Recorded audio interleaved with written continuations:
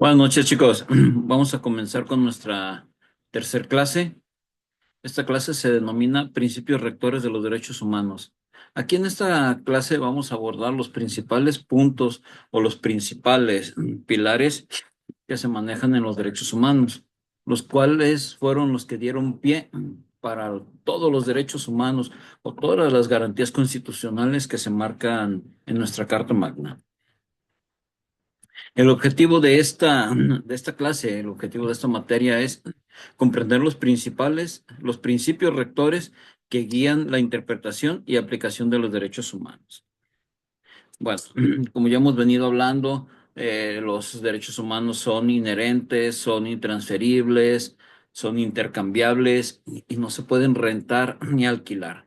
Ok, pero todo esto va en base a un fundamento legal, a un fundamento que sustenta precisamente este actuar. Uno de los principios que tenemos, ya lo hemos visto en clases pasadas, es el principio pro persona. Este principio exige a las autoridades que interpreten y apliquen las normas relativas a los derechos humanos, pero de una manera en la que favorezca la protección de las personas. ¿Pero cómo va a favorecer? Si yo tengo, por ejemplo, dos derechos o dos derechos humanos o dos garantías que la Constitución me otorga, que se me están violentando, que se me proteja la de mayor valor. En este caso, si tenemos que yo estoy en un estado de una enfermedad crónico-degenerativa, pero yo no tengo acceso a esa salud, pero tampoco tengo acceso a una vivienda, lo que va a ponderar este principio de pro persona hacia la autoridad es de que se me proteja y se me brinde toda la protección sobre el de mayor valor, que es la salud o en este caso la vida. Tomemos en cuenta que el menoscabo o la violación a un derecho va a conllevar a otros en subsecuencia, ya sean descendiente o ascendente. Entonces, todo esto va a ocasionar una alteración múltiple de uno hacia otro y siempre se va a ponderar el de mayor. Siempre se le va a exigir a los gobiernos que sancionen o que favorezcan al de mayor protección o al de mayor valor en la persona. En esencia, se trata de un criterio hermenéutico interpretativo que prioriza la interpretación, que concede una protección más amplia a los derechos humanos, ¿sale? Entonces, siempre se va a buscar la ponderación del derecho de mayor valor o del más valioso, por decirlo de esta manera. Siempre se va a buscar que este sea el que surte efecto. Al ser el de mayor, en cascada, va a ir haciendo una protección hacia los demás derechos, sin que se obligue al Estado a que los cumpla, sino en cascada va a tener que irlos cumpliendo. Uno de los modelos de toma de decisiones de este principio pro persona fue el de Constanza Núñez. Constanza Núñez es una jurista que ella pone una serie de preguntas, una serie de cuestionamientos en los que va a valorar o va a medir si en verdad se está cumpliendo efectivamente esta protección a estos derechos humanos, si en verdad se está ponderando el de mayor valor o el de mayor protección. Uno de los cuestionamientos que hace Constanza Núñez es precisamente por qué dicha norma es la que favorece de mejor manera la protección de la persona en el caso concreto. A ver, tenemos el derecho a la vida, derecho a la salud, derecho a la vivienda, derecho a la educación, por mencionar algunos derechos. Tenemos estos cuatro derechos. Entonces, si yo digo, ¿sabes qué? Bueno, sí, tiene una enfermedad crónica degenerativa que al cabo del tiempo, conforme vaya avanzando, va a ir degradando esa calidad de vida o va a ir disminuyendo esa calidad de vida. Ah, ¿sabes qué? No, no, no. Como la vida es el de mayor valor, hay que ponderar la vida. Entonces, hay que protegerlo para que siga viviendo. Ok, pero ¿de qué me sirve a mí, víctima receptora de esa violación a esos derechos humanos, ¿de qué me sirve a mí que me protejas de que yo tenga vida si no tengo un acceso a una salud?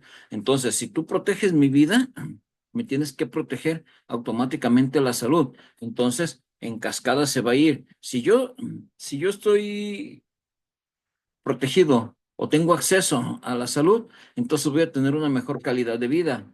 Al yo tener esta mejor calidad de vida, entonces voy a tener acceso a una alimentación y esa alimentación me va a empezar a dar fuerzas, me va a empezar a recuperar mi, mi mejor calidad de vida, me va a recuperar mi salud. ¿Y qué es lo que va a hacer? Ok, me va a dar fuerza para que yo pueda ejercer el trabajo que yo elija y me va a dar un acceso a una vivienda. Entonces, si yo protejo la vida, estoy descuidando la salud. Entonces, es lo que aquí se dice, lo que se pregunta y se cuestiona Constanza. Si esa norma que estamos nosotros protegiendo es en verdad la que va a brindarle mayor beneficio a la persona, y ya vimos que no. Entonces, no me sirve a mí proteger su vida si no protejo antes su salud. Es la interpretación que favorece de mejor forma la protección de los derechos fundamentales. En el caso concreto, volvemos al mismo caso. Igual, seguimos ponderando la vida. Ok, entonces si yo interpreto que si no tiene vida, entonces se va a deteriorar su salud. Al deteriorarse su salud, no va a poder trabajar y no va a poder tener acceso a una alimentación digna. Entonces, la vida en verdad es la que va, sí está, se interpretó de manera correcta esa protección, esa ponderación del derecho. Entonces, es lo que se pregunta Constanza. Entonces, vimos que no. Si yo protejo la vida, estoy descuidando a los demás. Ok, está vivo, pero sí, pero se sigue degenerando ese estado de salud.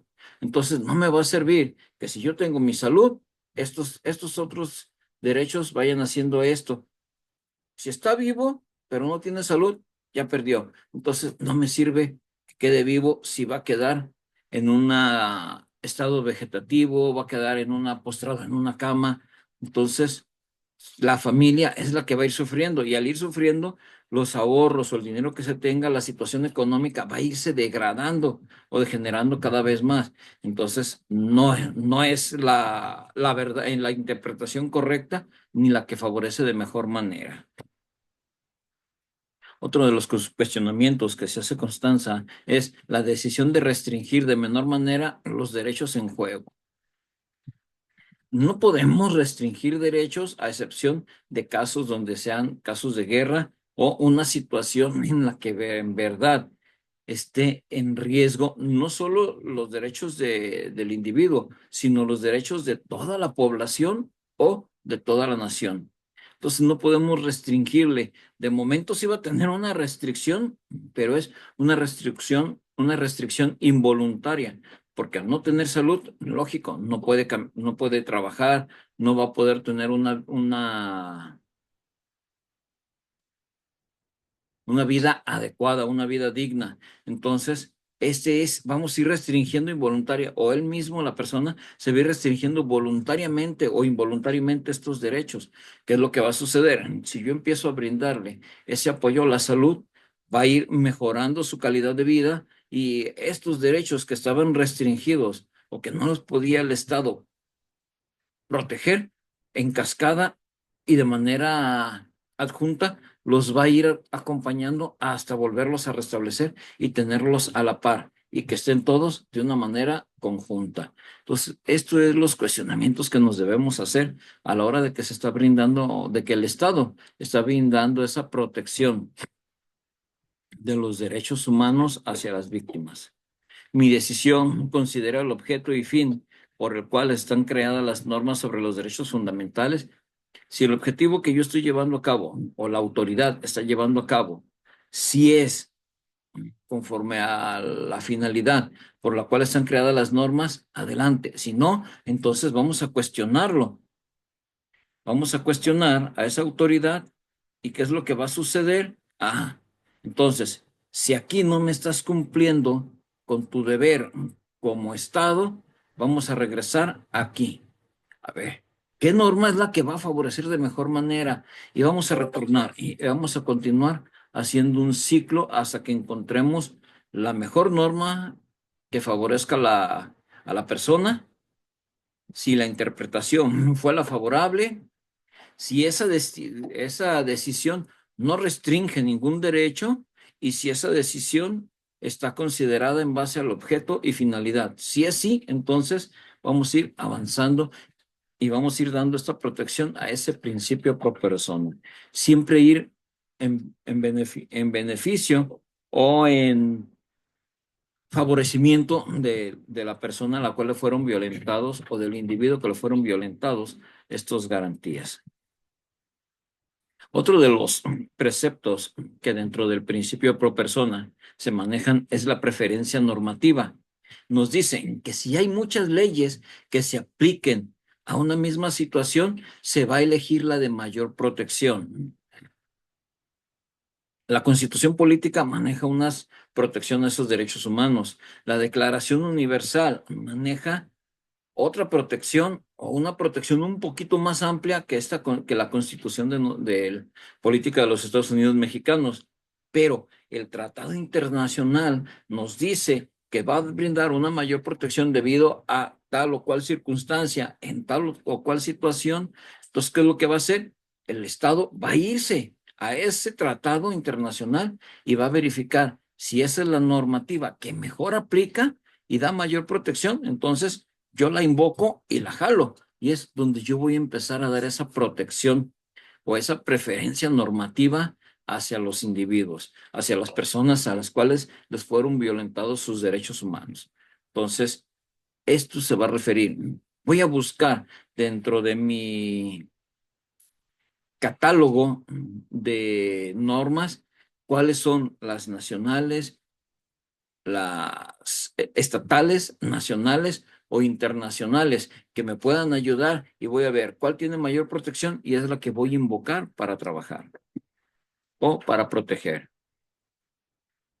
La preferencia interpretativa se refiere a que si nosotros o la autoridad a la hora de que interpretó esa norma va a optar por lo que el resultado más favorable para la persona y que sea una interpretación no corta, sino que sea extensiva, o sea, que sea a un plazo largo, donde esa persona, aún cuando ya se haya modificado la situación que alteró esa, esa protección, continúe hasta que la persona se sienta segura o hasta que la autoridad diga, ah, ¿sabes qué? Ya se resarció la situación, entonces vamos a continuar. Cortamos esta protección y continúas con tus protecciones normales. Ya no vamos a tener esa de mayor valor que te estaba, que te estaba apoyando o que te estaba brindando yo. Entonces, es lo que vamos a hacer. Primero vamos a ver si esa norma favoreció y que sea extensiva, que sea amplia hasta el momento que la persona ya esté segura y esa situación se haya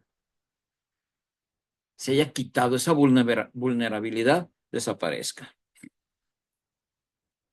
La interpretación conforme. Se debe interpretar las normas nacionales a la luz de los estándares internacionales de derechos humanos, buscando la mayor protección.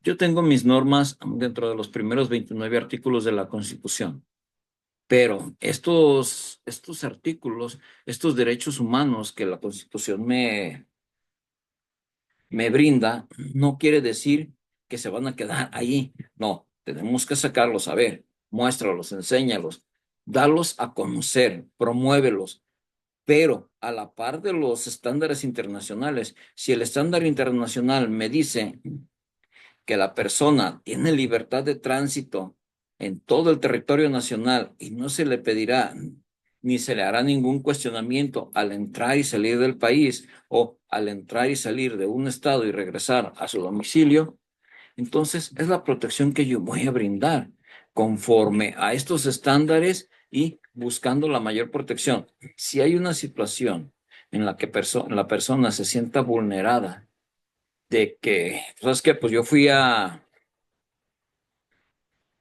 Colima, de aquí de Jalisco me trasladé a Colima, pero yo al pasar el límite del estado de Jalisco, e ingreso a Colima, me detiene una patrulla de la Policía Estatal de Colima y me pide una identificación y un documento que me acredite que soy mexicano, que soy de Jalisco y que únicamente voy a hacer actividades recreativas en el estado de Colima. Entonces ahí tengo que hacer yo, solicitar el apoyo de un visitador o trasladarme a la Comisión de Derechos Humanos de Colima y decirle, ¿sabes qué? Cuando yo ingresé al Estado, pasó esta situación, esta autoridad o un número de unidad del personal hizo esto, esto y esto. Entonces, ellos van a revisar sus normas nacionales y van a decir, ¿sabes qué? Violentaste esta norma, pero bajo la luz de los estándares internacionales, me estás violentando todos estos artículos.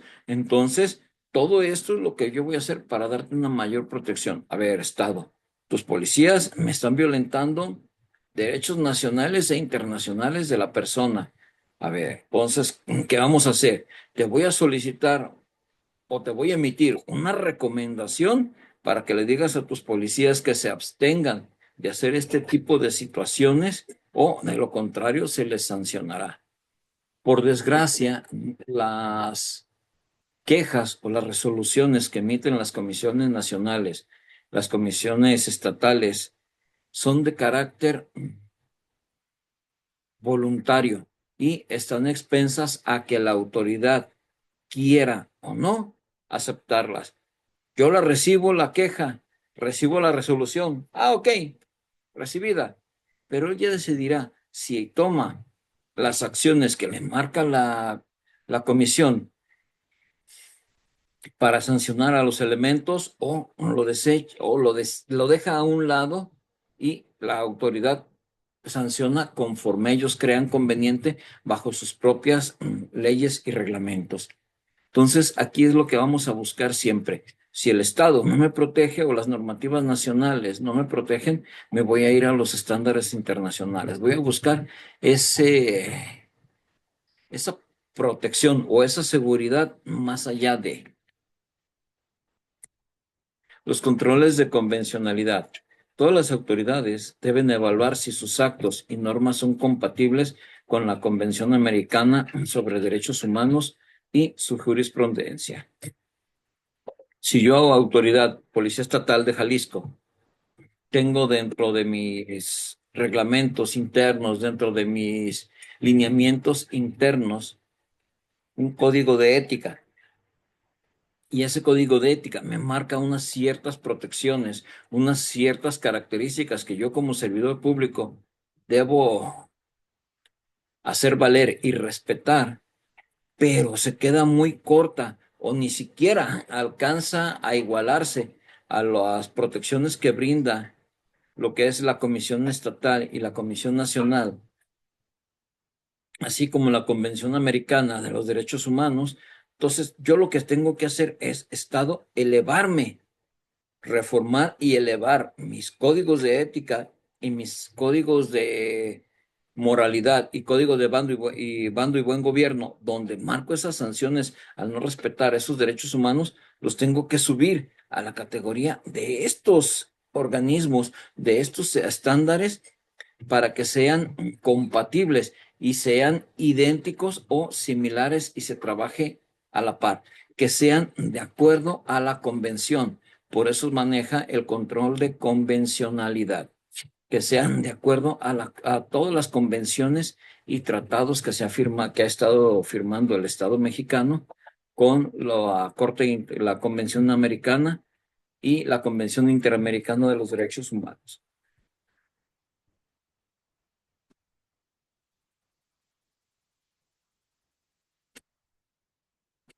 Un ejemplo claro, cuando hacen reformas de ley que violentan o vulneran ciertos derechos o ciertos estatutos en la Constitución, se llama de una anticonstitucionalidad o inconstitucionalidad, porque va en contra de la Constitución, en contra de esos lineamientos de la Constitución.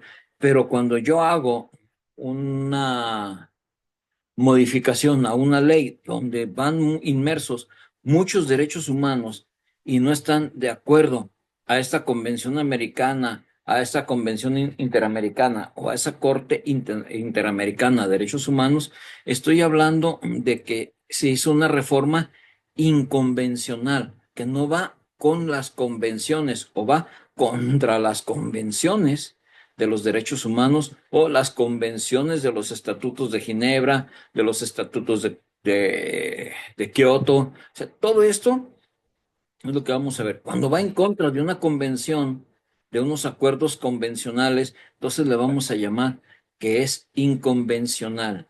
Cuando va en contra de lo que marca una constitución, le vamos a llamar inconstitucionalidad.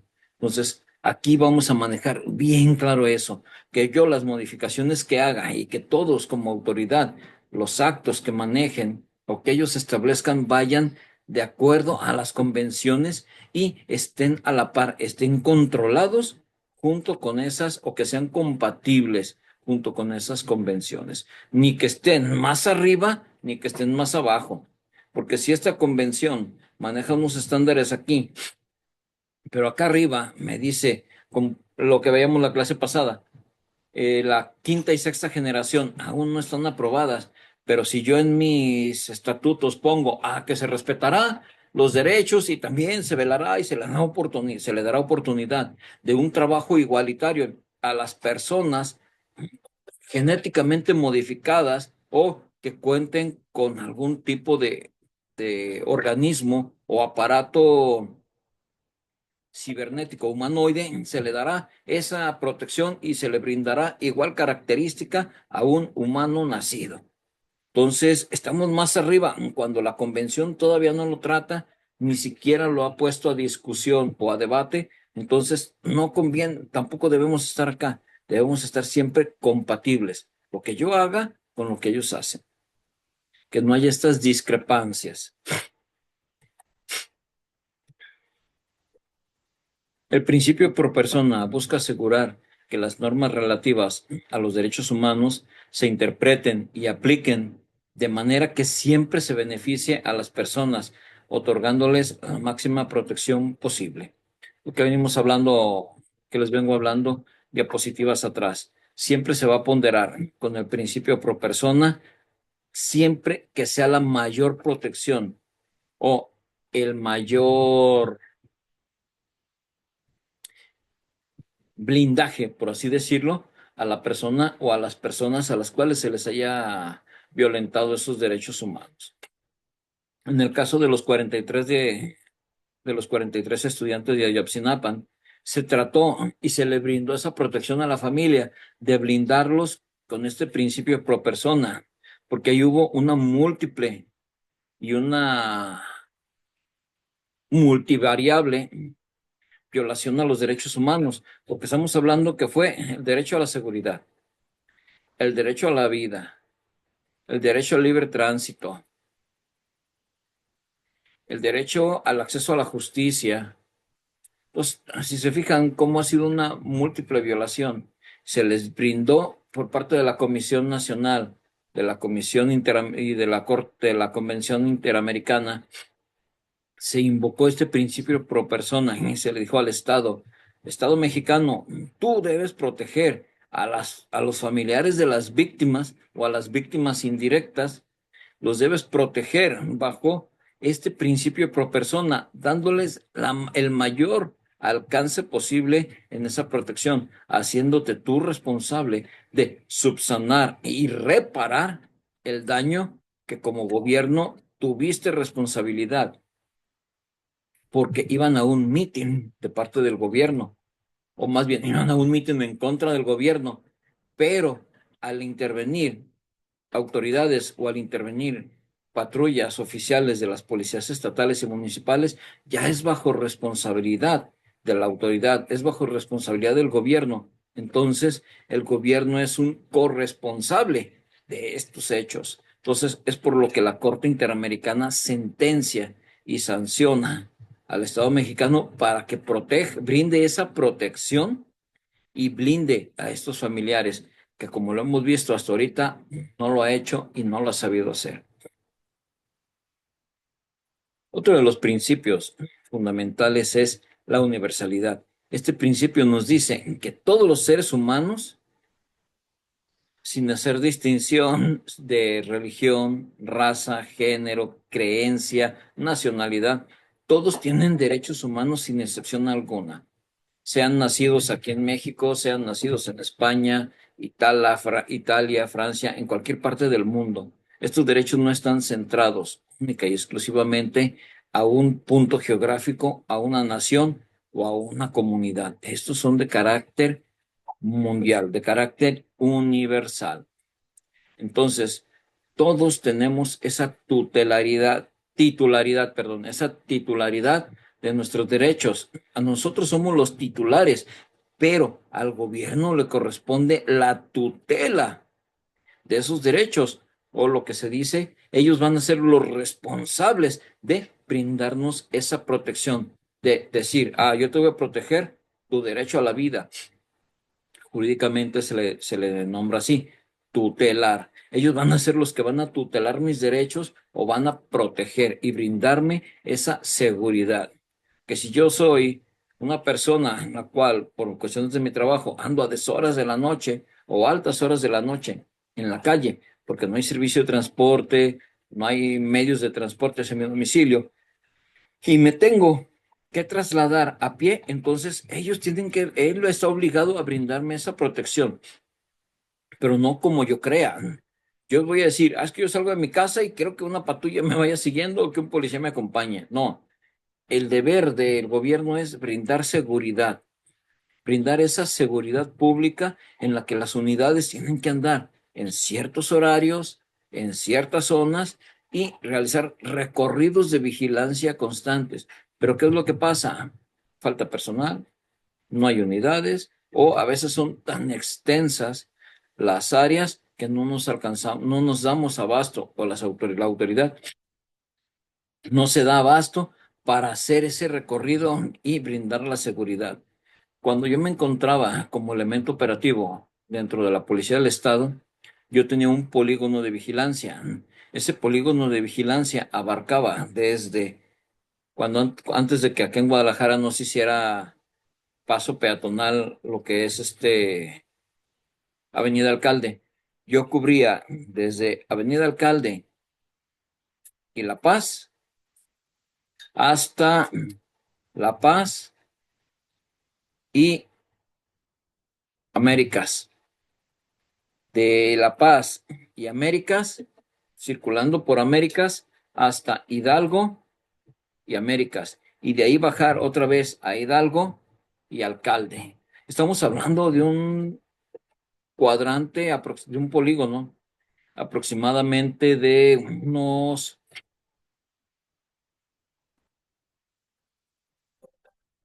20 kilómetros cuadrados. Dos unidades patrullando, es imposible brindar ese derecho humano, esa seguridad. Entonces, ahí el gobierno está incumpliendo. Según los estándares internacionales de la ONU en cuestión a seguridad pública, dice que debe haber un policía por cada 5, máximo 10 habitantes. Entonces, imagínense cuántos habitantes había en ese polígono de 20 kilómetros cuadrados. Entonces, ¿cuántos policías deberían patrullar? Éramos 4 policías, máxime 6, 3 por unidad, patrullando esa zona. Entonces, no éramos ni siquiera el 0.001% de elementos operativos aptos para brindar esa seguridad a la población. Entonces, desde aquí ya está incumpliendo el gobierno con ese principio pro persona y con esa universalidad. La universalidad va a decir, sí lo tienes, pero yo no te lo puedo cubrir. Entonces, ahí es donde nosotros vamos a exigir. Esa conciencia y emancipación facilitaron a comprender el carácter universal de los derechos humanos, cuya esencia se sustenta en el hecho de que cualquier persona, por el hecho de serlo, se le deberá reconocer la titularidad de estos, que era lo que les comentaba. Por el simple hecho de nacer vivo, ya tienes todos tus derechos. Si nace la persona y nace, por desgracia, nace muerta o nace fallecida, tiene otros derechos que son inherentes a esa clasificación de persona fallecida. Entonces, esta es la universalidad. Debemos tener conciencia de que por ser personas, nada más por ese simple hecho de ser personas, ya tenemos una batería o un listado de derechos humanos que la autoridad está obligada a proteger.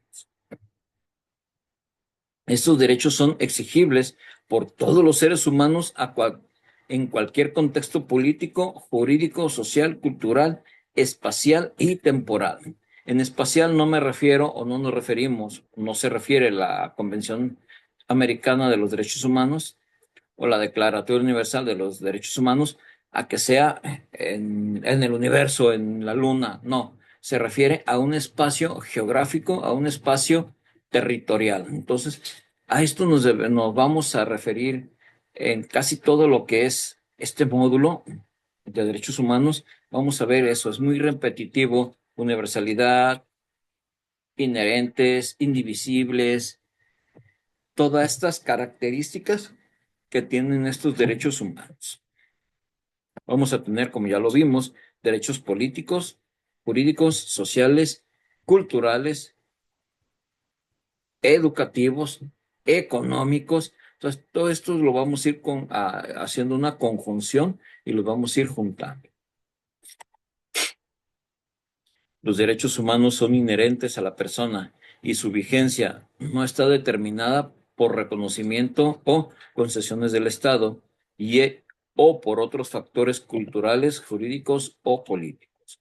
Volvemos a lo mismo. Naciste humano o naciste persona. Por ese simple hecho, ya tienes tu catálogo de derechos humanos. Ok. Atendiendo lo anterior, entonces tú ya estás en tus derechos. Si tú eres una persona que por sí sola no se puede valer aún, entonces tienes a ese tutor legal que es el que va a exigir a esa autoridad que te los haga valer y te los respete. Aparte de que nada más porque eres persona, ya eres acreedor. Esos derechos son inherentes a ti, independientemente si sean universales o no, son inherentes porque son derechos humanos, derechos de las personas. Naciste persona, eres persona, tienes acceso a esos derechos. Ahora, con esta categoría de universales, entonces, sin problema, solo por haber nacido, tienes esos derechos.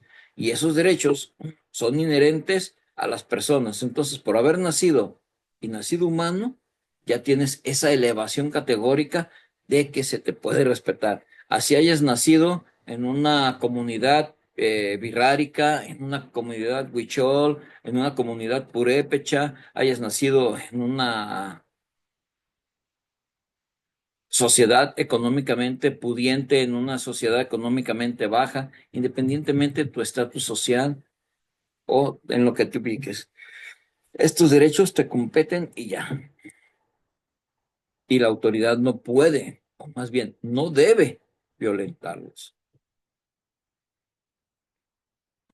Esa condición accesoria de los derechos permite que cualquier persona conserve su integridad en todo momento y en caso de verse vulnerada, los estados estarán obligados a restituir y reparar la afectación causada.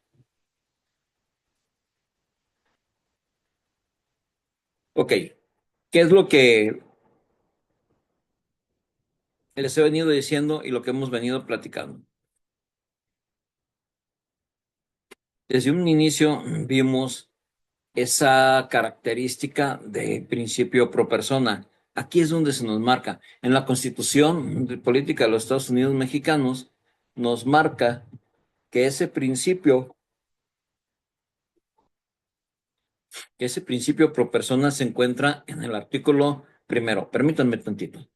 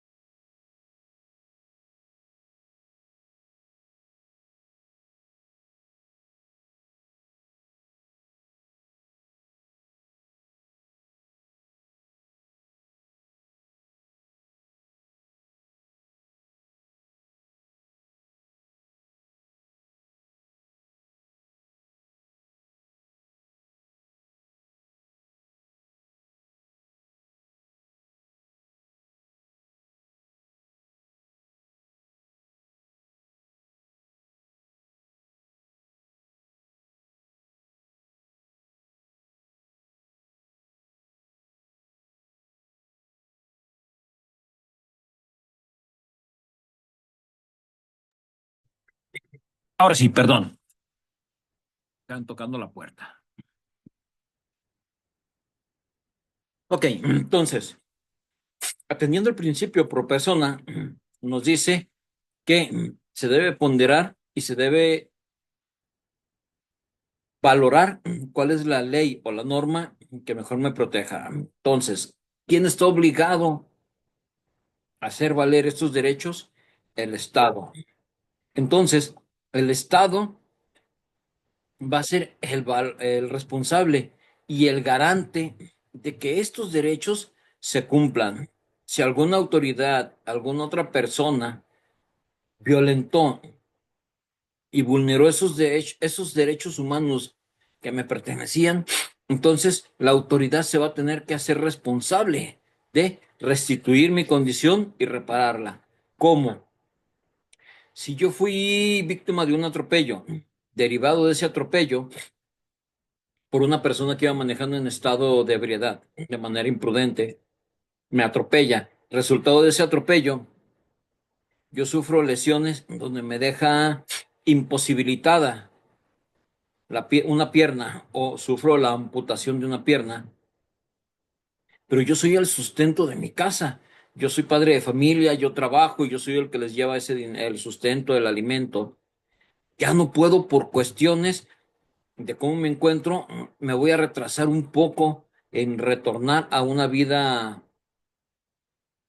normal. Entonces, mientras yo estoy en convalecencia, estoy en cirugías, rehabilitaciones, terapias, el Estado está obligado a restituirme esa condición y repararla. ¿Y cómo la va a hacer? Ah, precisamente deteniendo, buscando a la persona causante en caso de que se haya dado la fuga, buscar a esa persona causante, a ese responsable de mi situación, a esa persona que violentó mis derechos humanos y darme ese acceso a la justicia. Si se fijan, ya estamos hablando de otro derecho humano que es el acceso a la justicia o el acceso a la seguridad jurídica. Entonces, ¿ahí qué va a hacer el Estado? Pues me tiene que respetar y me tiene que apoyar. A ver, para empezar, ibas manejando de manera imprudente, ibas manejando alcoholizado, vimos videos, te pasaste un alto. Ok, entonces tú eres responsable al 100% de la situación en la que está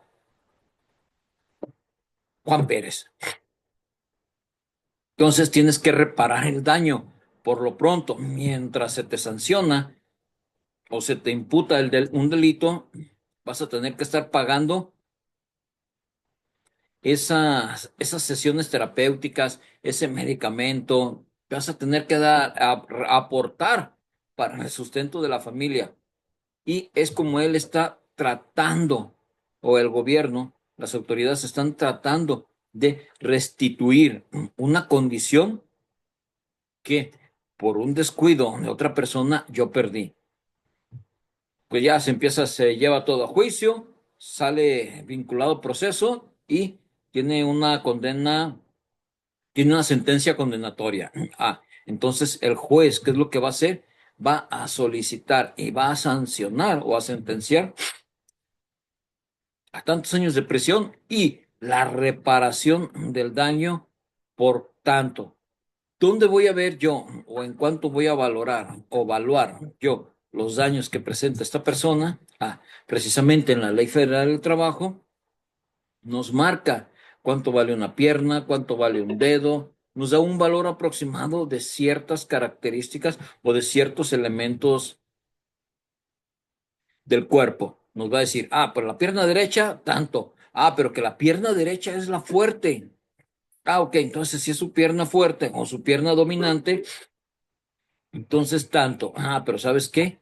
Es que aparte estaba en las fuerzas básicas de un equipo de fútbol de primera división. Ah, entonces, aparte de su trabajo, vivían de esa pierna y era la pierna goleadora. Ah, ¿sabes qué? Pelas. Entonces, como esa pierna, de esa pierna dependía toda su familia y por ciertas situaciones no la aseguró, la pierna entonces va a valer tanto, se le sube un valor o se le da un valor extra porque esa pierna es la que daba de comer. era la que derivaba ese trabajo. Entonces, va a sancionar todavía aún mayor o va a sentenciar aún mayor reparación del daño el juez. El juez va a valorar todas estas pruebas y va a decir, ¿sabes qué? Sí, repáresele el daño, por tanto, restituí una condición digna, pero ahora lo que estoy haciendo es reparar ese daño. Una vez reparado el daño, ¿qué es un decir? Reparar el daño, porque el daño no se va a reparar. ¿Cómo reparo yo una amputación de una pierna? Le pongo la prótesis. Perfecto. Está parcialmente reparado, porque la persona puede llegar a tener una vida óptima o una vida digna. Ya con esa prótesis puede caminar. No va a poder hacer lo mismo que hacía antes, pero únicamente está al 50% reparado. En caso de que no haya sido, de que la amputación haya sido nada más porque fue el desgarramiento del músculo, de los huesos, todo, y alguna persona que haya fallecido done y sea compatible con la extremidad, entonces se va a ver la forma de ese trasplante de sistemas tegumentarios, musculares y óseos. Y si es compatible y solda, le estamos regresando le estamos reparando el daño dependiendo el avance o el aprovechamiento que tenga.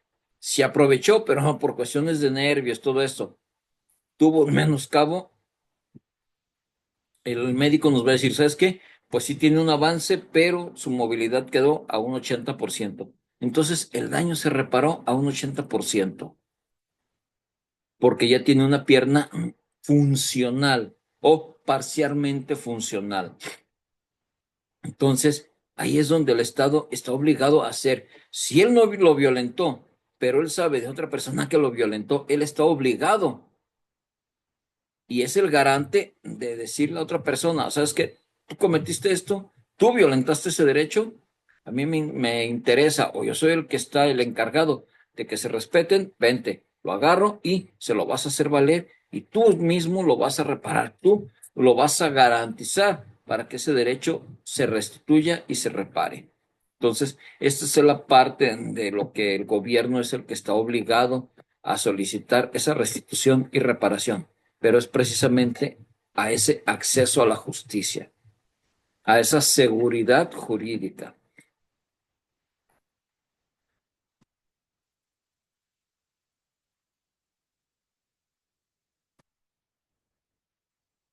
Que la obligación de preservar los derechos humanos,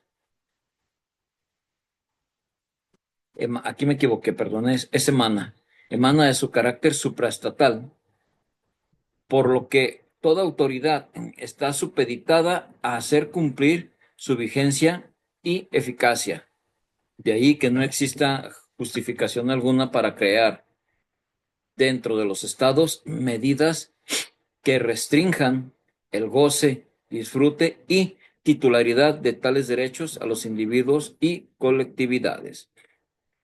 Entonces ya vimos que el Estado es el garante, es el encargado de que se haga valer. ¿Cuándo va a ser esta vigencia o dónde va a ser esta vigencia? Mientras la persona esté con vida.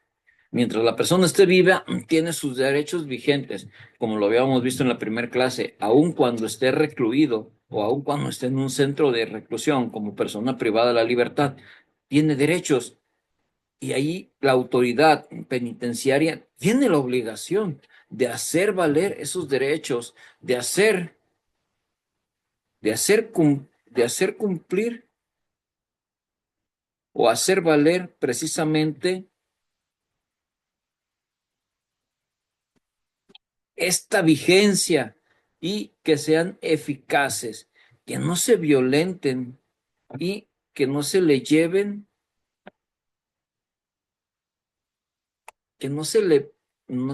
sino que no se le vulneren y que sean de manera correcta. Ellos van a ser los encargados de justificar y vigilar.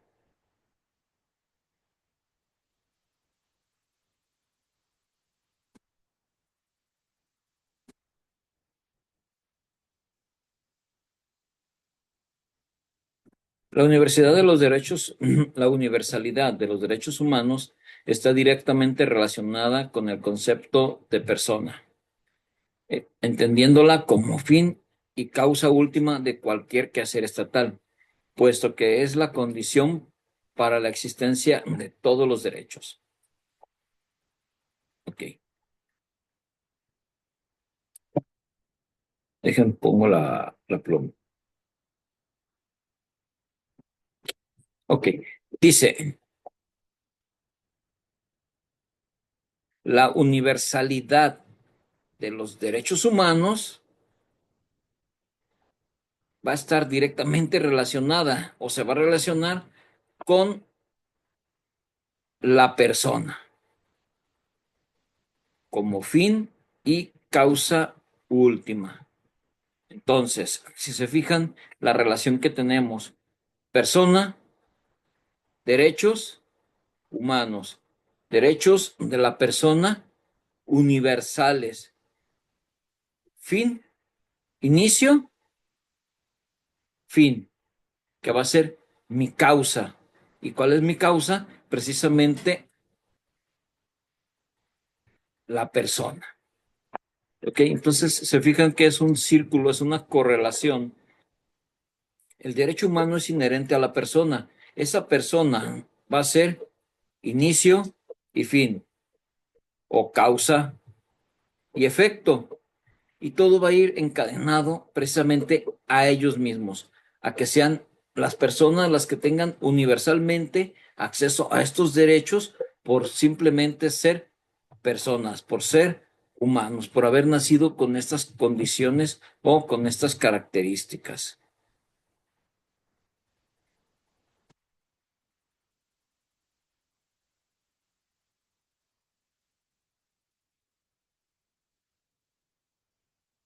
El respeto a la integridad de las personas conlleva la posibilidad real de que puedan ejercer sus libertades de forma efectiva, tanto en su dimensión individual como colectiva, atendiendo su naturaleza y a la consolidación de su desarrollo.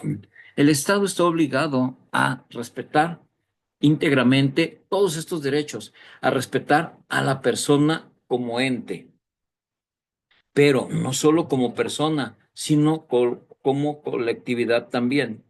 A mí me hace respetar mis derechos de manera íntegra porque yo, José Guzmán, te los estoy exigiendo, pero mi colectividad o lo que viene siendo mi familia ha sido múltiple víctima de ataques de autoridades, de que porque pasé y no saludé al policía, me detuvo y ya me llevó mínimo 36 horas a la barandilla. O de que ya me retuvo 4 horas hasta verificar que porque lo clásico, es que me reportaron un vehículo con sus características que participó en un robo y ya te tienen ahí detenido y a veces ni siquiera hay una falta.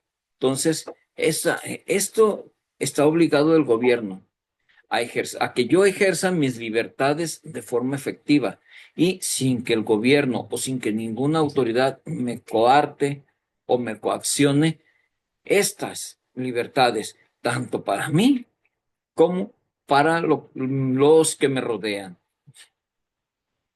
Todo esto, si el Estado respeta, entonces yo voy a continuar con ese respeto. ¿Y qué es lo que voy haciendo? Este soy yo, mi colectividad, y formo parte.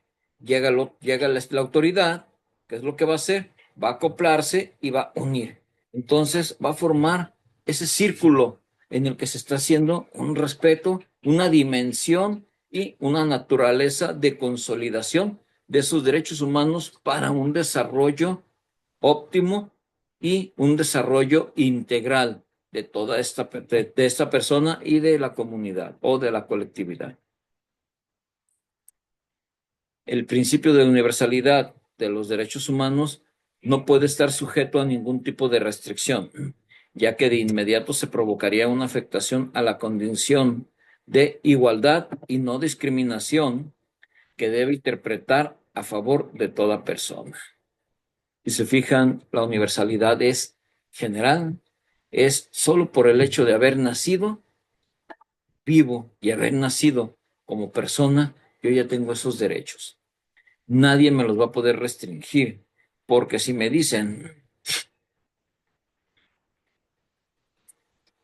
yo voy a otro país y me piden una visa de acceso, esos países, muchos países, por ejemplo, Canadá se reserva mucho eh, el derecho a permitir el acceso a personas que él crea que no son convenientes o que no son personas gratas para su país, se reserva mucho el ingreso. Pero uno ha de creer que es una violación a los derechos humanos por esa universalidad que se está llevando a cabo, esa restricción, sí. Pero estamos hablando de que las leyes de esos países tienen ese derecho. México no tiene esa restricción. México tiene los brazos abiertos para cualquier persona. Entonces, pueden entrar aquí cualquiera. Estados Unidos, Canadá, son de los países que tienen esas restricciones. ¿Por qué? Porque no quieren que ingrese gente no grata, gente delincuente o gente con antecedentes, aunque ya esté readaptada y reinsertada a la sociedad, no quieren que vaya a haber algún momento en el que esa reinserción o esa readaptación se vea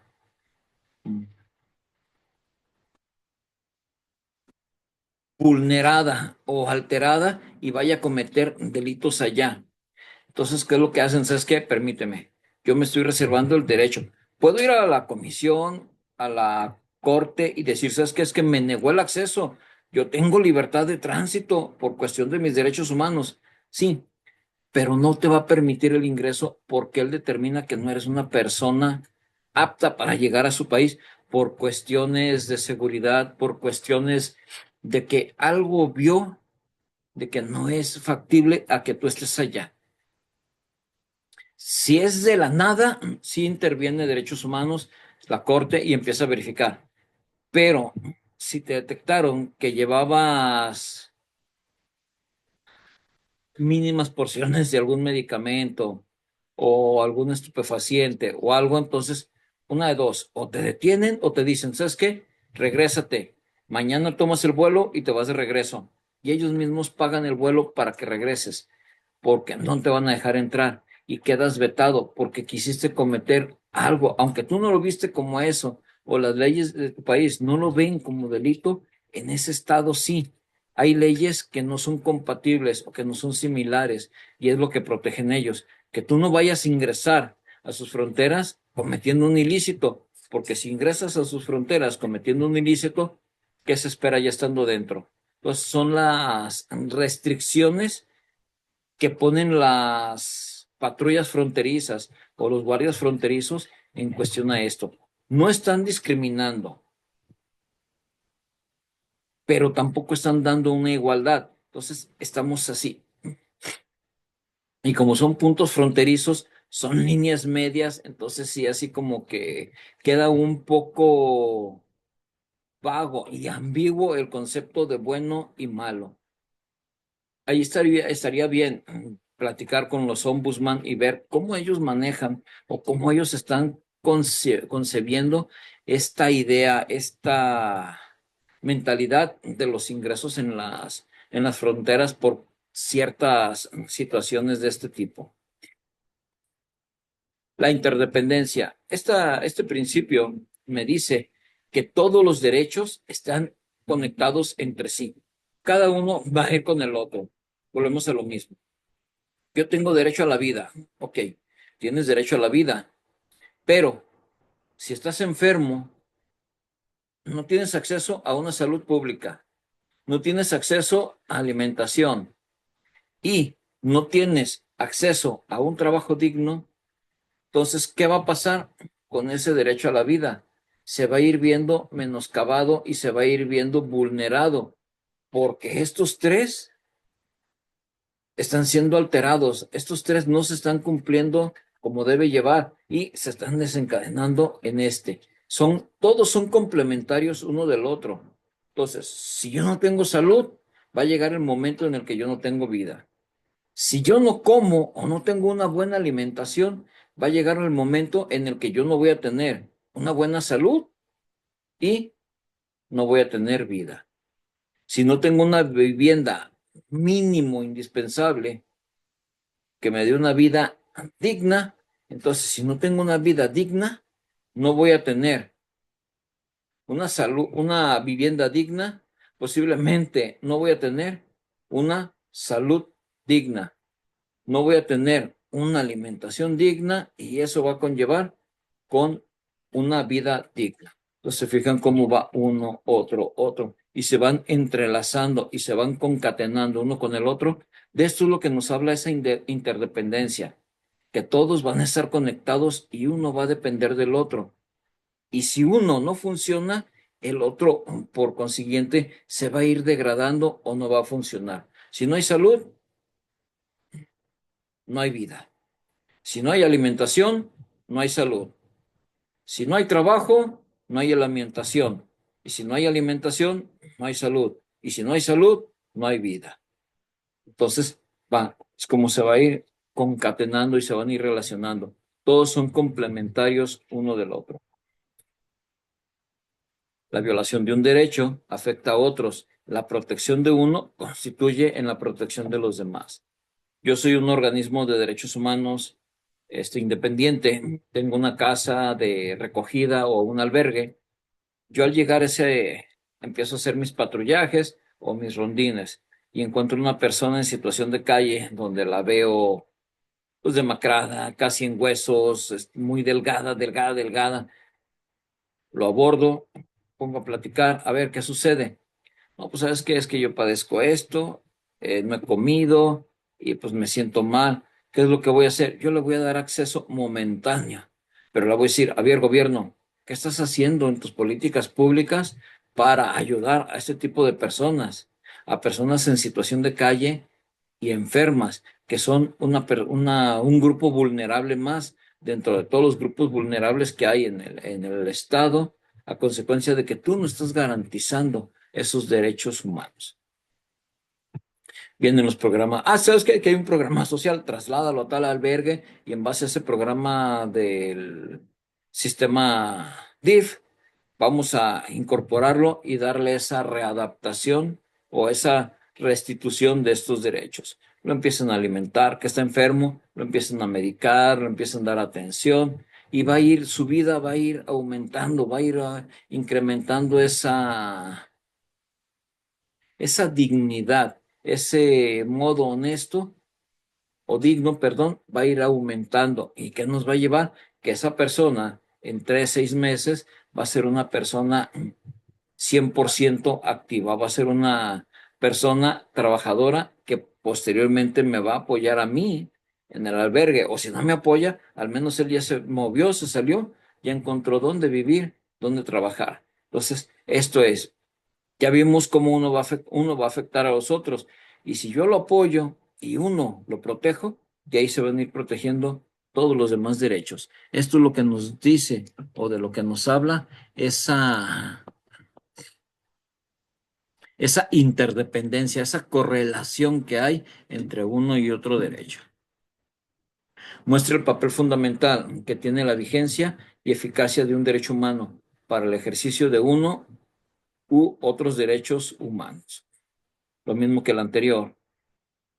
El papel fundamental de una autoridad, de un organismo que va a respetar esa vigencia y va a ser garante o va a garantizar de manera efectiva ese cumplimiento, ese derecho humano, entonces ese ejercicio nos va a llevar a los demás. Este ejercicio nos va a ir diciendo, ¿sabes qué? Si lo ejercí de manera correcta, te estoy brindando esa protección, ese blindaje y te estoy promoviendo tus derechos humanos. Entonces, aquí, yo al hacer este ejercicio, lo que estoy haciendo es proteger uno, proteger el otro, y no nomás tuyos, no nada más tuyos. Estoy protegiendo los de alrededor tuyo. Si tú estás viviendo, por ejemplo, aquí tenemos una situación, aquí en Jalisco, lo que viene siendo, aquí en Guadalajara específicamente, pegado a las vías del tren, ahí en el ferrocarril, tenemos lo que el denominado Pueblo Quieto, que es una comuna de gente que ha venido viajando en el tren, de migrantes que han viajado en el tren.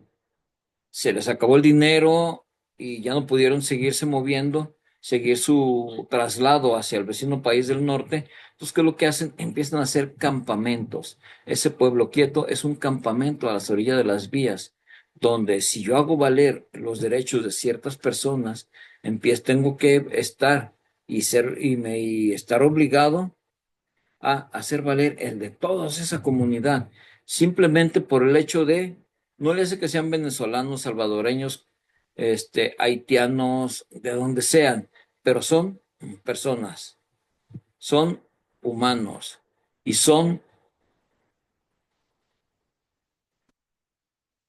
están de paso en el territorio mexicano, les suelo decir son mexicanos, pero están de paso en el territorio mexicano. Entonces, México hace esa acogida a todos los personas que llegan al territorio nacional y los blinda y les brinda esa protección a esos derechos.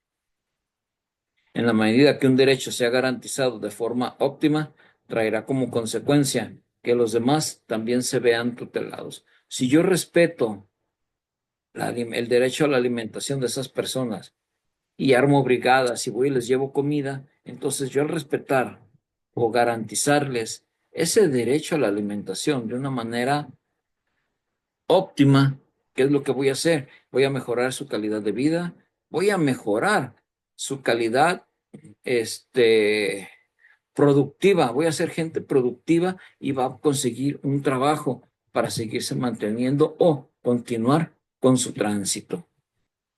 Y todo esto es la tutela. ¿Cuál va a ser la tutela? Precisamente el amparo de estos derechos ante la ley. Van a existir dos líneas o dos relaciones para que nosotros podamos determinar el principio de interdependencia de estos derechos humanos y decirle a la autoridad, permíteme, tú como autoridad tienes estas dos opciones para poder hacer valer esos derechos.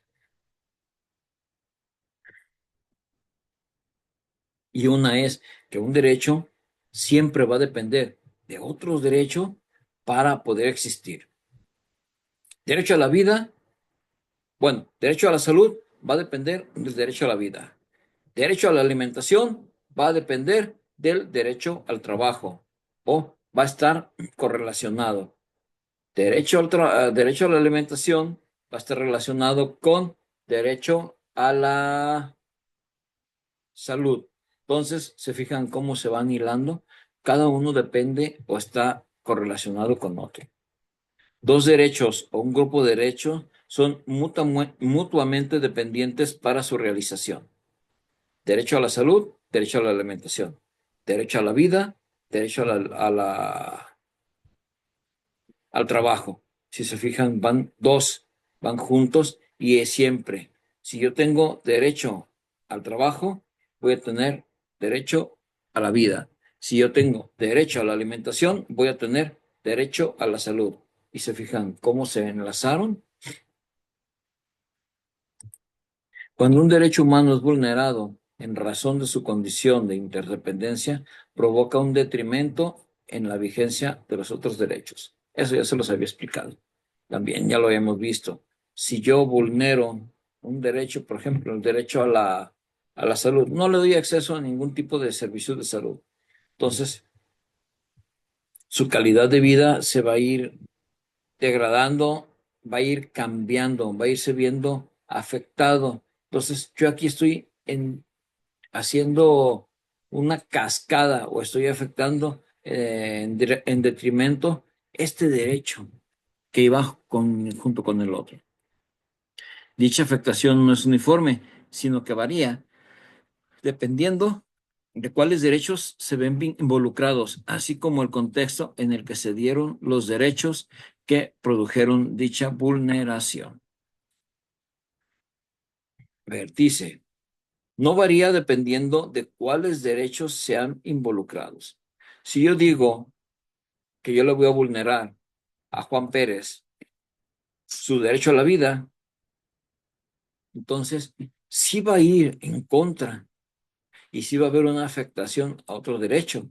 Si yo le digo que no le voy a dar trabajo, que le haga como quiera, entonces yo ya estoy viendo las facultades o estoy viendo cuáles derechos van a estar involucrados y cuáles son los que se van a ver vulnerados en base a esta mala praxis de la autoridad.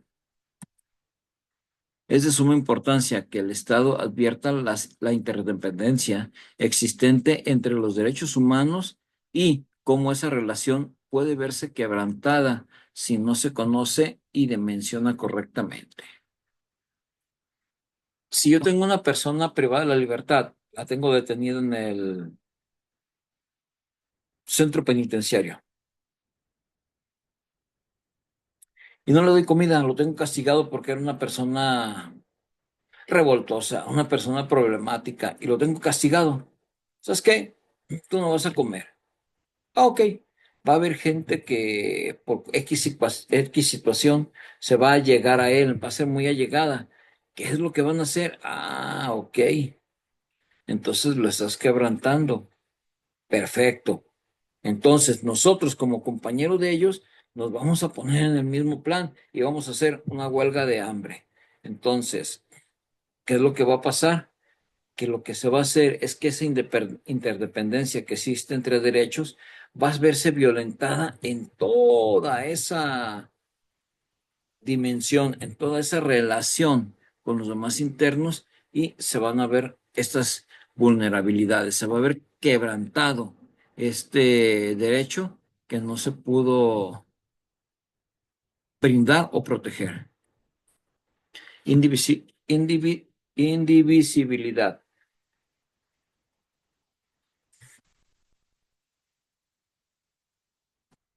Nos dice que los derechos humanos no serán ni se podrán dividir.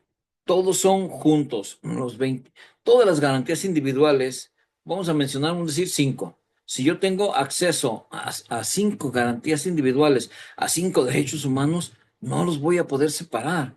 Decir, ah, espérate, primero te voy a proteger la vida. O no, no, no, no, espérame. Primero la salud. Ni puedo decir, ah, en primer lugar va la vida, en segundo lugar la salud, tercer lugar la alimentación. Cuarto lugar, la vivienda. Y quinto lugar, la libertad de tránsito. Así es como te los voy a respetar yo. No, aquí no vamos a respetar, ni, no vamos a jerarquizar, no vamos a decir, este vale más que este vale más que este. Ay, no, espérame. Es que ahora se vino fuera de tiempo. Pero no te apures, vente. Oh, no tengo un cuartito para ti, pero ahí te va, te voy a dar una hamburguesa, pues mínimo para que comas. Entonces, ¿qué es lo que estamos haciendo? Estamos dándole preferencia a un derecho y le estamos dando mayor valor que a los demás. Ya comió, pues no tiene dónde dormir, que duerma en la calle. Entonces, los estamos separando, no estamos dando un cumplimiento cabal. Todos los derechos tienen la misma importancia y deben ser protegidos de manera integral, lo que hemos estado viniendo a decir. Es inviable pretender llevar a cabo ejercicios o reconocimientos parciales o fraccionados de los derechos humanos. En ese sentido, los derechos deben considerarse de forma absoluta, que para su adecuado conocimiento y protección se deben estimar en su totalidad. ¿Ok? Lo que hemos estado viniendo, lo que he estado viniendo diciéndoles desde las primeras clases y cómo hemos ido avanzando. Los derechos no se van a separar, no se va a decir, ah, estos sí te corresponden y te los dejo, estos no y no te los dejo.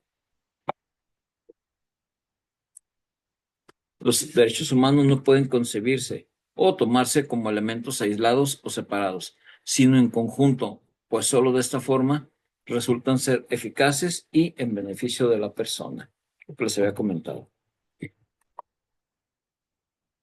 La en resumen, la indivisibilidad coloca en un plano de jerarquía superior a los derechos humanos, sustrayéndolos de cualquier pretensión de reducción de su esencia y de esa forma garantizar plenamente su vigencia como factores es de prima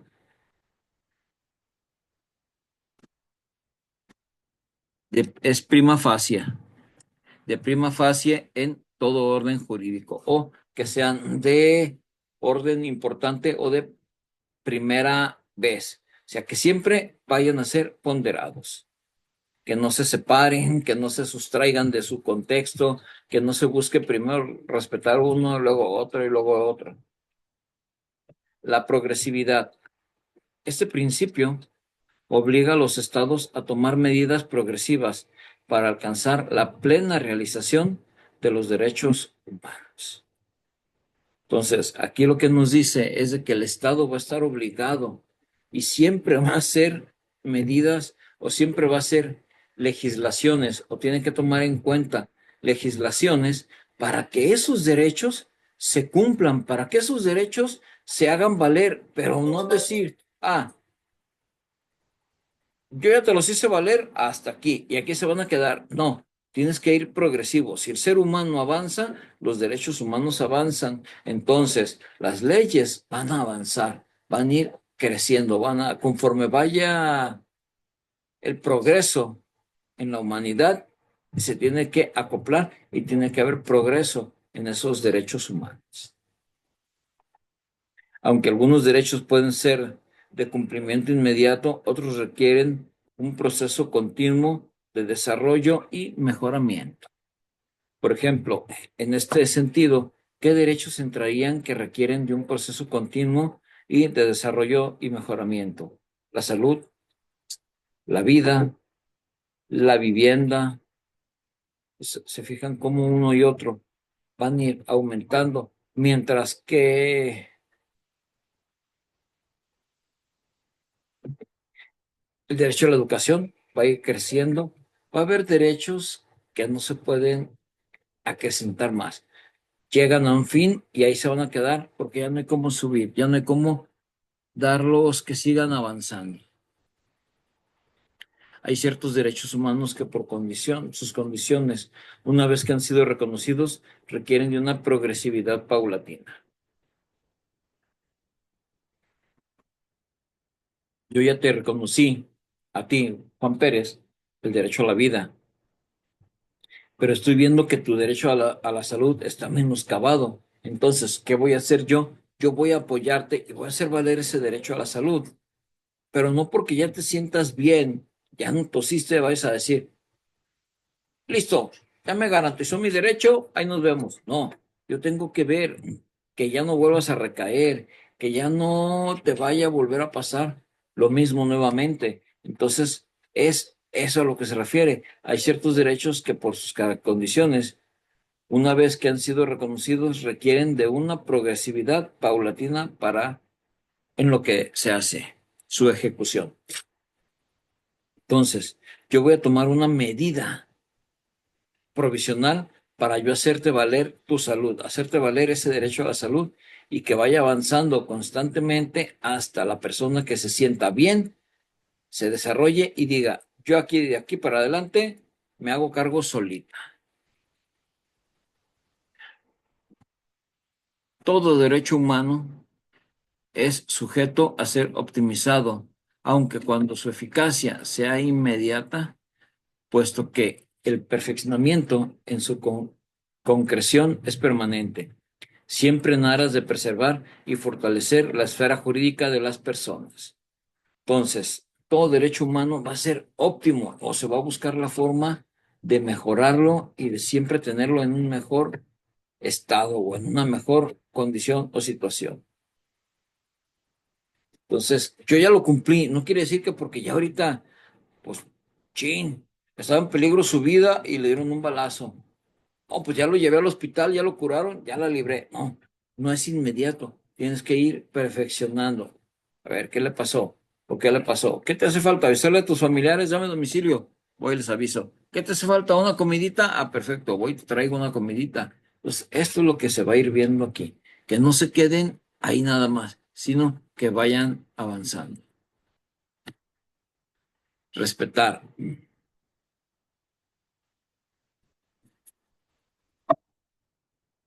Este ya es uno de los derechos principales que le importan o que debe ser responsabilidad total de los estados. Supone que el estado simplemente se abstenga de impedir o obstaculizar el ejercicio de los derechos humanos. Consecuencia de el estado, a través de su sistema jurídico y de sus agentes estatales, deberán evitar las intervenciones arbitrarias. El ejemplo que les puse del carro. Yo tengo que respetar todos tus derechos. No tengo que pararte porque me dio mi gana, porque soy la autoridad o pues simplemente porque quiero. No, tiene que haber una justificación del por qué me estás deteniendo mi marcha, del por qué me estás bajando el carro y me estás exhibiendo con la demás ciudadanía, porque lo que pasa es eso. Yo te bajo del carro, te pongo en el cofre, pero te recargo en el cofre y te pongo las manos atrás. Pasa la gente y está tomando fotos o está grabando, entonces te estoy exhibiendo, te estoy exponiendo a los medios sociales, a esos expertos de redes sociales que dicen, no, sí, crucifíquenlo, línchenlo. No, entonces yo soy como Estado, yo soy el principal encargado de que se te respeten. ¿Y cómo voy a hacer que se te respeten? Precisamente a través de esas autoridades debidamente capacitadas, quienes son los que van a hacerlos valer. Esta obligación se pudo entender también como la abstención de llevar a cabo actos u omisiones que lesionen los derechos humanos, funcionando como un muro para proteger a las personas de las actuaciones de la autoridad. Entonces, ¿qué es lo que hizo la Convención, la Declaratoria Universal de los Derechos Humanos y a través de la Convención Americana de Derechos Humanos o Convención Interamericana de los Derechos Humanos? Precisamente eso, yo decir, a ver, Estado, esta persona está blindada por mí, esa persona tiene derechos que tú los vas a respetar. Si los violentas, ya sea porque quisiste violentarlo o simplemente porque no quisiste accionar en tiempo y forma. Un delito de acción es que yo como policía llego, te pido una supuesta revisión de rutina y en esa revisión de rutina, ¿sabes qué? Que te vaya bien, mi amigo. No encontramos nada. Pero yo cuando subo a mi carro, ¿y mi cartera? Entonces ahí fue ya una abstención de acción. Ellos no quisieron respetártelo y se robaron tu cartera. Omisión, es de que, a ver, pon todas las cosas ahí en la caja y empiezas a aventar todas las cosas y, a ver, unidad fulana de tal, salió servicio en tal lado, ya, vámonos, agarra tus cosas, vámonos. Y se dan el arrancón, pero él no alcanza a recoger su cartera. Entonces ahí sería una omisión, porque ellos no dejaron que la persona recogiera de manera correcta sus pertenencias. Pero entonces él está obligado a, cuando se desocupe, regresar hacia el lugar donde lo vieron, ver si anda por ahí, o dos, revisar esa cartera y en esa cartera ver si hay algún dato que me diga dónde habita esa persona. Es ubicarlo y devolverle los documentos que haya extraviado. Entonces, con esto yo estoy protegiendo a las personas y estoy demostrando que mis actuaciones son de acuerdo y pro derechos humanos. Proteger. Eso es uno de los principales problemas y de los principales puntos que conlleva la relación con las autoridades. Ellos deben proteger a todos y cada uno de sus ciudadanos, a cada uno de esos connacionales que habitamos en en el territorio nacional. Dice, al proteger el Estado no toma una actitud pasiva. Contrario a ello, se deben optar medidas, acciones de regulación, inspección y sanción necesarias para evitar que se impida u obstaculice el ejercicio de los derechos humanos. Y aquí es donde vienen todas las legislaciones que ha habido donde se sanciona que si tú violaste un derecho, se te castigue. Están los órganos de control interno que tienen su área de derechos humanos, precisamente las áreas de visitaduría de derechos humanos, que son donde ellos reciben las quejas y empiezan a hacer ese abordaje o ese primer contacto con la persona que se quejaron.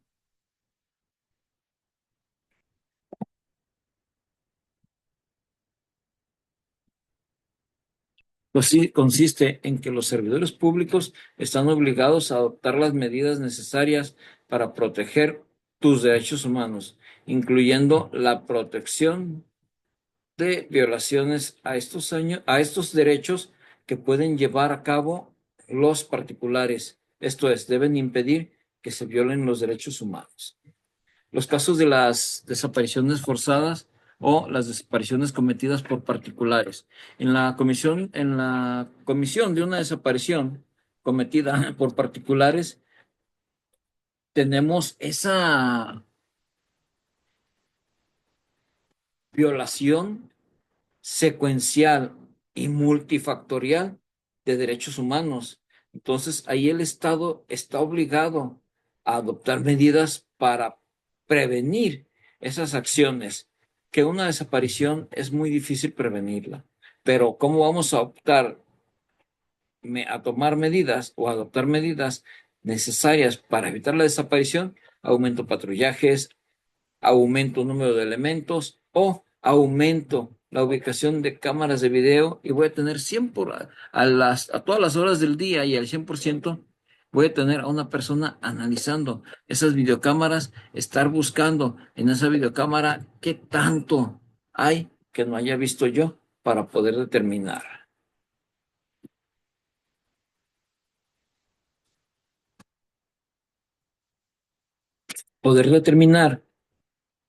que hay una violación y qué voy a hacer para impedir esa violación de esos derechos humanos.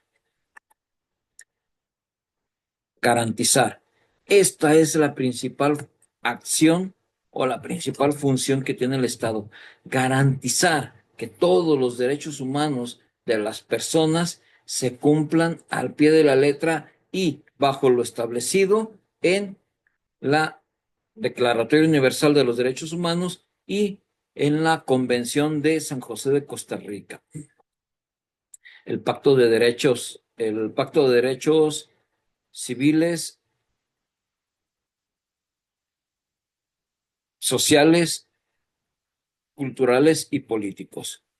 Entonces ahí es donde vamos a empezar a ver nosotros todo esto y el Estado está obligado a garantizar que se protejan y se cumplan estos derechos. El Estado está obligado a implementar los mecanismos necesarios para asegurar el libre y pleno ejercicio de los derechos humanos con la finalidad de evitar que se vulnere.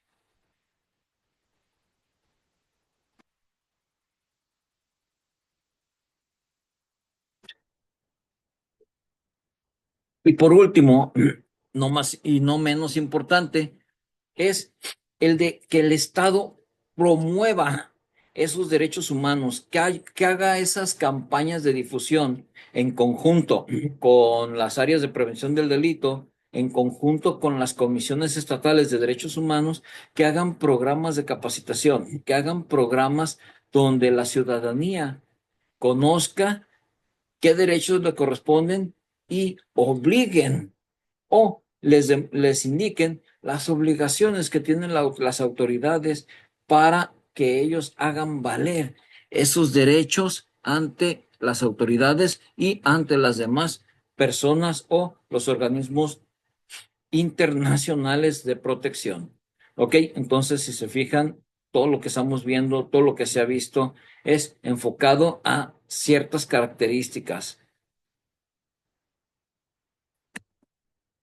Ok. Hasta aquí terminamos la presentación. Ya vimos los principios rectores, los principios que van a regir estos derechos humanos que nos van a decir, se basan en esto, lo que obliga esos derechos humanos a las autoridades a llevar a cabo. Autoridad, tú estás obligado a garantizarme, a protegerme, a promover estos derechos humanos universales que me competen por el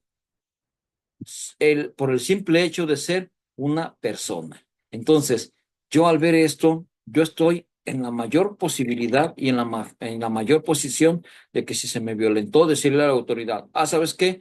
Autoridad, fulano y tal, violentó mis derechos. O el policía fulano de la unidad tal, a tales horas, me detuvo ilegalmente, me detuvo de una manera inadecuada y me estuvo exigiendo dinero o me estuvo quitando o violentando esa libertad de tránsito. No me dejaba circular, me estuvo reteniendo de una manera ilegal, por así decirlo, de una manera no, no correcta. Simplemente porque él es la autoridad, me detuvo y me iba a hacer una revisión. Entonces aquí es donde nosotros vamos a empezar a ver esa situación.